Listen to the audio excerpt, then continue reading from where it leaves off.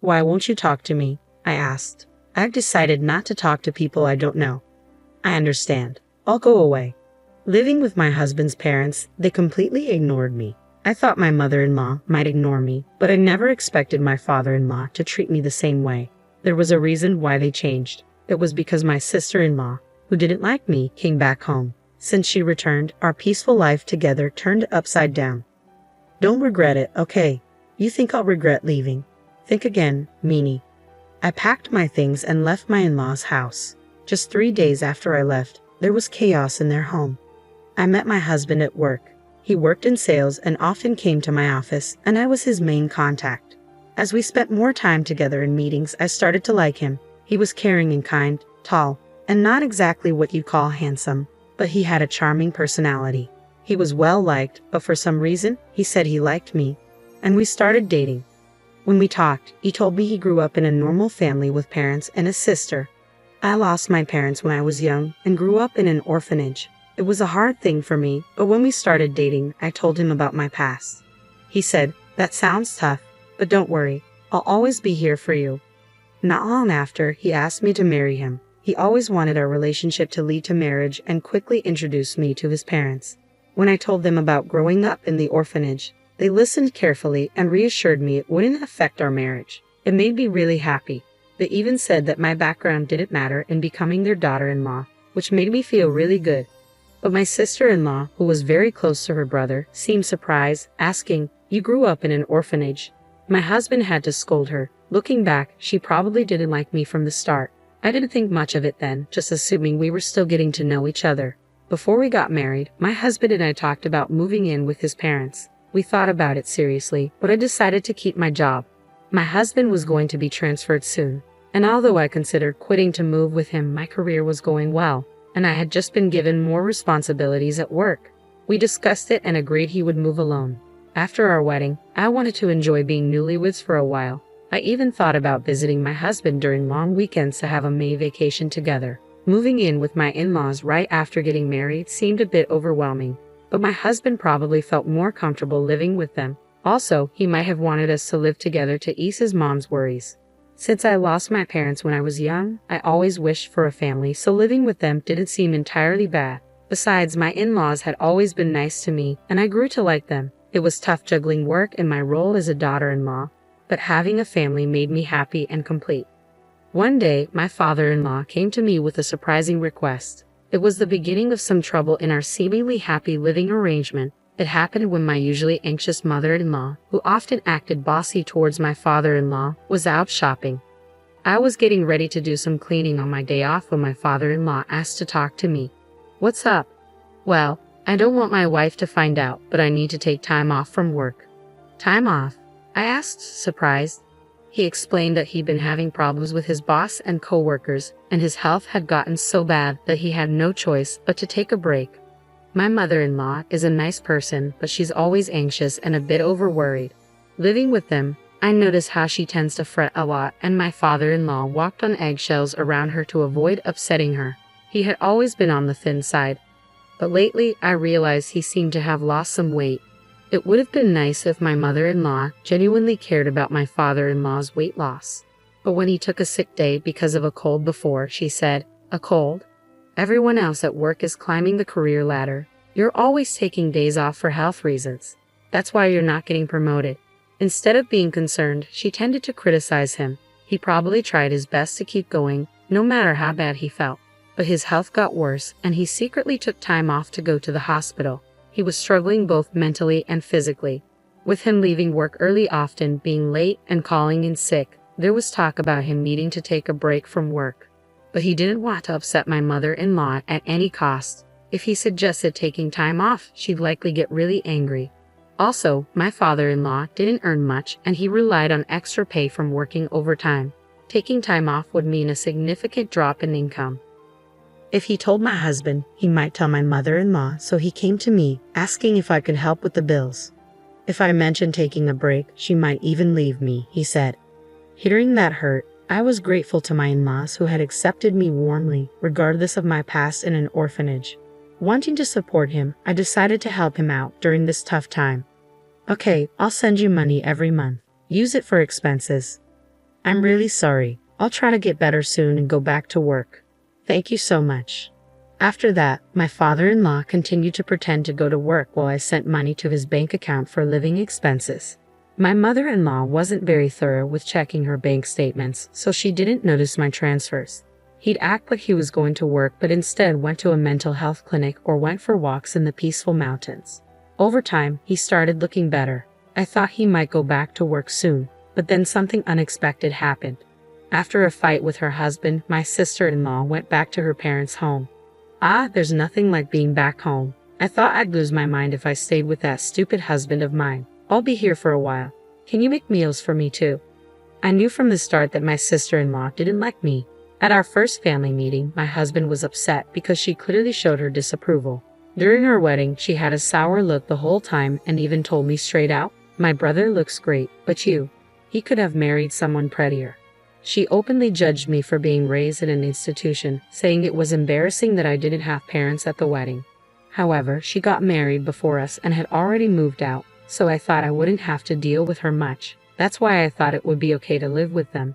If she had still been living at home, I wouldn't have even considered moving in, knowing how she would treat me every day.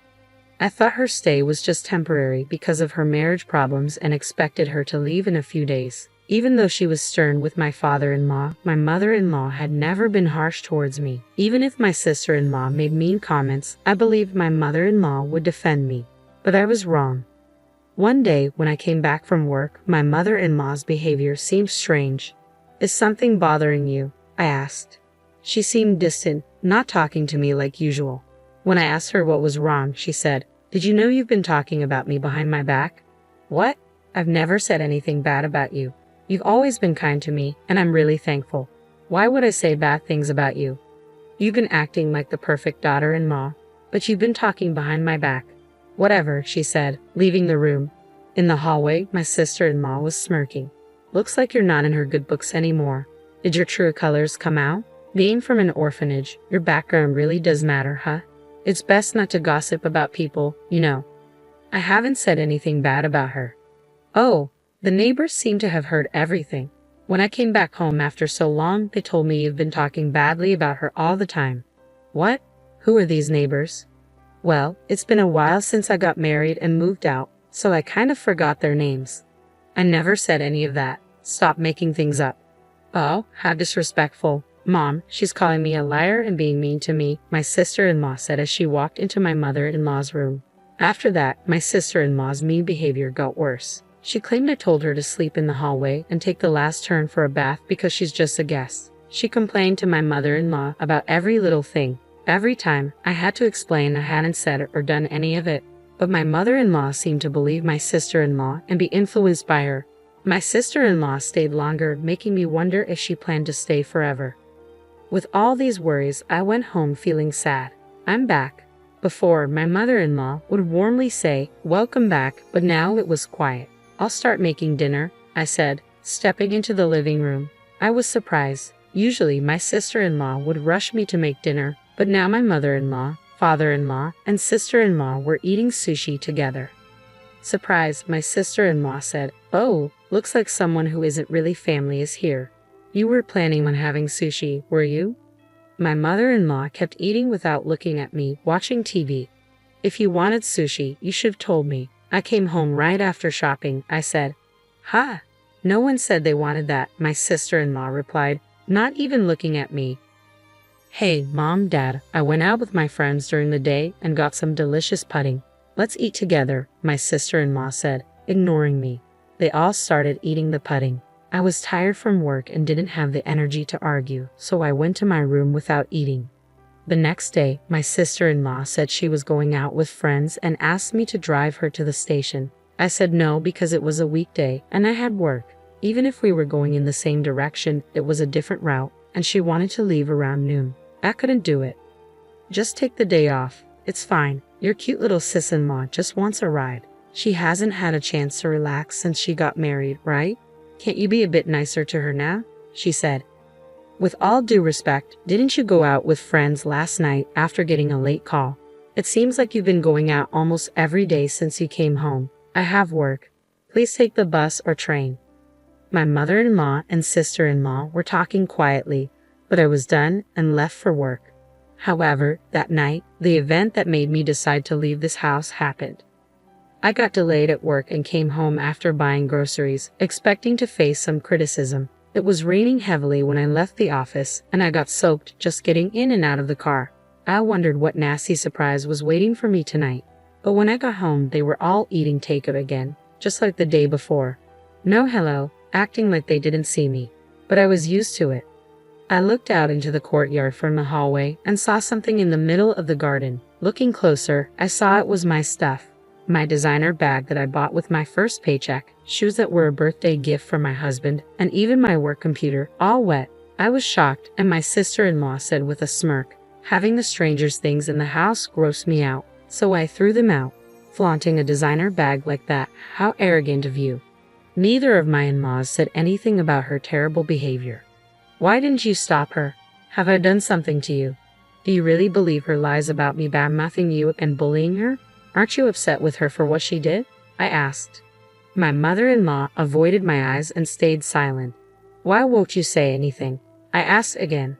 I can't talk to strangers. I can't be friendly with someone who's not family, my mother-in-law replied, not even looking at me. My sister-in-law grinned, waiting for me to respond. Wait, where's my father-in-law? I've been the one supporting him during his time off. I've been the one handling finances in this house. I did it out of gratitude, but shouldn't he stand up for me now? Surely he'd be on my side. Hoping for his support, I looked at him, but he walked past me without a word and went into his room. That was it for me. I see. I've had enough. Oh, are you upset? I'm sorry. Honestly, I never liked you from the start. You know, being from an institution and all. Just don't regret leaving, my sister-in-law said. As if I would. Good riddance, I replied. I packed my things and got ready to leave right away. Only my father-in-law seemed worried because he relied on me financially. But even he didn't try to stop me or speak up for me. I was done with his indifference. Although my husband's work assignment was far away, I just wanted to get out of that house as soon as possible.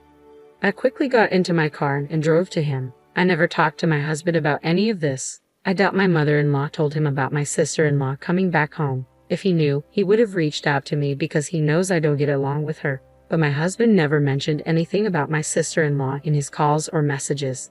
I never doubted my husband's behavior before, but maybe she's manipulating him, feeding him lies about things. Even now, as I go to him, he might treat me the same way they did. My heart was heavy, feeling suspicious even toward my husband, whom I trust the most. If he's siding with them, maybe divorce is the only option. That's how distressed I felt. When I arrived at his out-of-state apartment, he hadn't returned yet, probably busy since it was the end of the month. As I waited, my husband came in energetically, maybe noticing the lights. What? You're here. You should have told me you were coming. I would have come back sooner. What a pleasant surprise. No, just seeing your face, he said with a big smile. Seeing him happy to see me after all that happened at my in-laws' house, mixed with relief and humiliation, and I couldn't hold back my tears. What's wrong? Did I do something? Seriously, what's going on? He asked, concerned. It seemed my husband had no clue about the treatment I endured at his parents' house. I gathered myself, knowing I needed to explain everything clearly to him. I started recounting everything. How I've been financially helping his father who took medical leave without telling his wife. How his sister returned and was now staying at their parents' house. How she lied about me to his mother, turning her against me. How they treated me like an outsider, ignored me, and even ruined my belongings by leaving them out in the rain. Through tears and pauses, I poured out everything to him. Finally, I made it clear that I couldn't go back to that house ever again. And if he couldn't support me on this, I would want a divorce.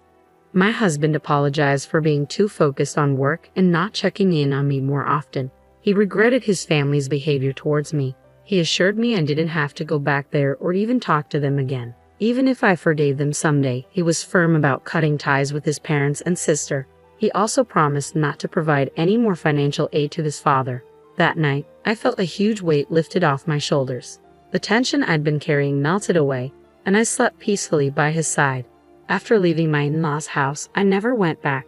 Commuting from my husband's out-of-state place wasn't practical, but I had already talked to my company about working remotely.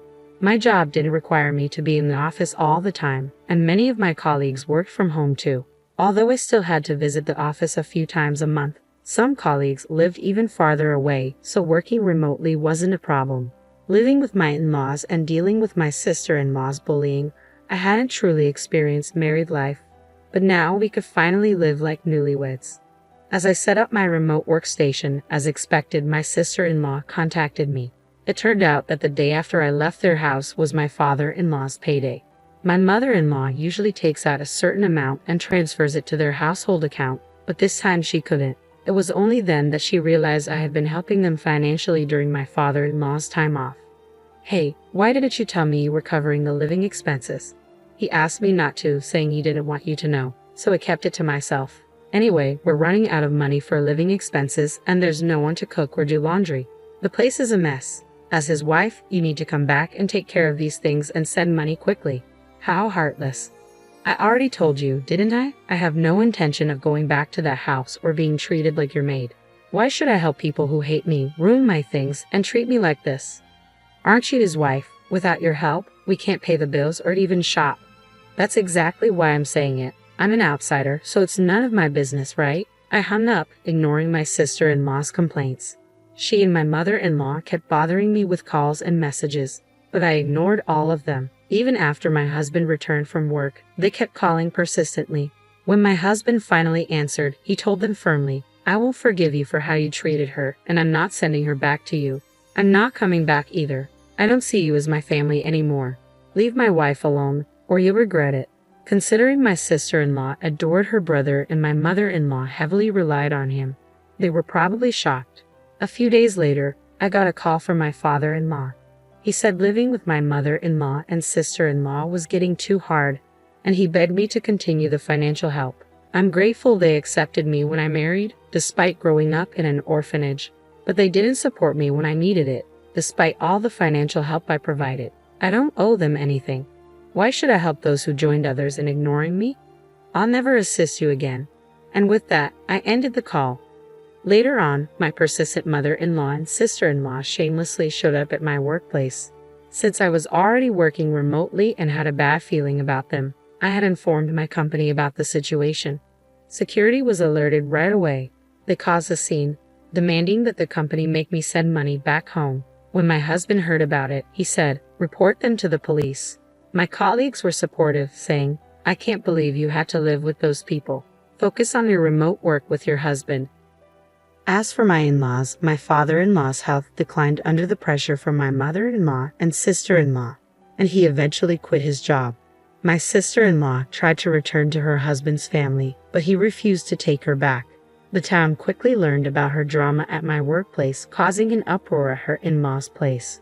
The real reason for their fight was her affair, and this incident added to their problems, leading to an immediate decision to divorce. Left without a home, my in-laws and sister-in-law moved to a cheap apartment, managing with part-time jobs. As for my husband and me, we're finally enjoying peaceful days, feeling mentally and physically fulfilled. Recently, we found out we're expecting a child, and we couldn't be happier. We're eagerly awaiting the day we meet our baby, cherishing our time together.